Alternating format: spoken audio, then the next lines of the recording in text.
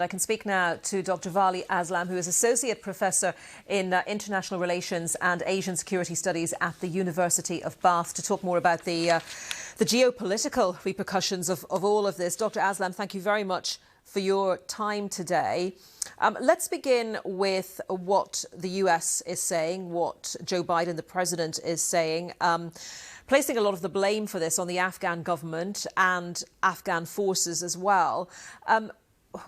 The manner in which he has spoken, what does this mean for what's going to happen next with Afghanistan? You know, given that the US is pulling out, other Western forces are pulling out, can they now bring any influence to bear on the situation that unfolds there, or is that opportunity completely gone?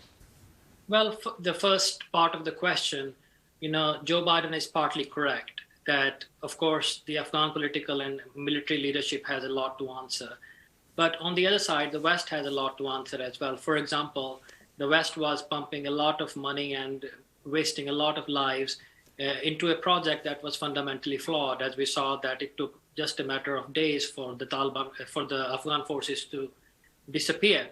So that is one thing. But next, looking forward to the future of Afghanistan, I think it will have to be a story of both sides. So in the last 20 years or so, we have seen the Taliban have learned the art, or have at least paid attention to the art of diplomacy and making linkages with Russia and China.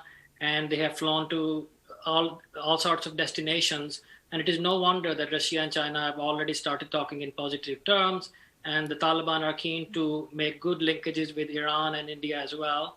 And similarly, the West will come back to recognizing some kind of a Taliban emirate in the future, I would think, depending on their record on human rights, which is the one key aspect that, the West is really keen on. So the West will have to work with the future Taliban government, and there are different leverages they can use.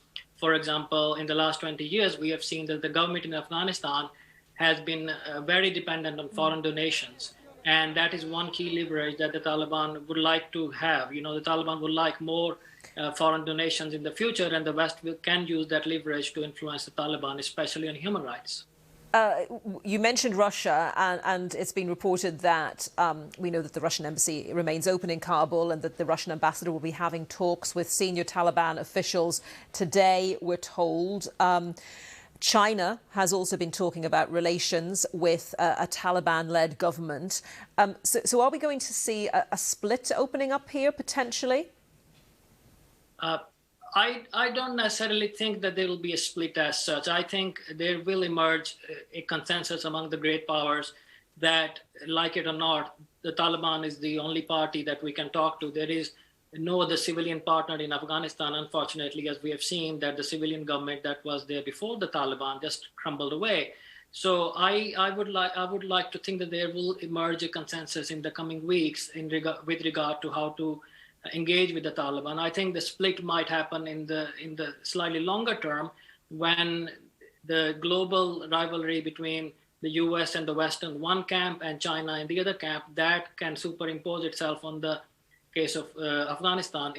And of course, the Taliban are aware of that they will at some point be forced, or might be forced, to choose sides. And they will be asked to join either the Chinese camp or the American camp. And then the split might be much more apparent, but that might be in the longer run.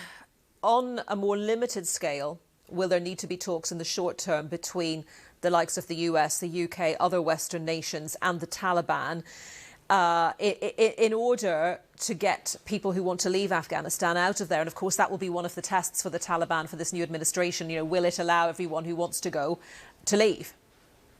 I think the talks have been taking place already for a number of years. And hopefully when the records come out in 20, 30 years, we'll find out that the transition was more managed than we think it was. I think that relatively quiet departure of Ashraf Ghani and relatively less violent takeover of Kabul by the Taliban, I would like to think that there has been a lot more management going on behind the scenes than we think.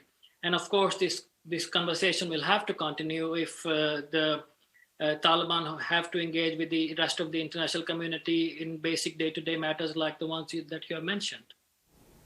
Dr. Aslam, thank you very much for your thoughts today. Dr. Wali Aslam, Associate Professor in International Relations and Asian Security Studies at the University of Bath. Thank you. If you want to get in touch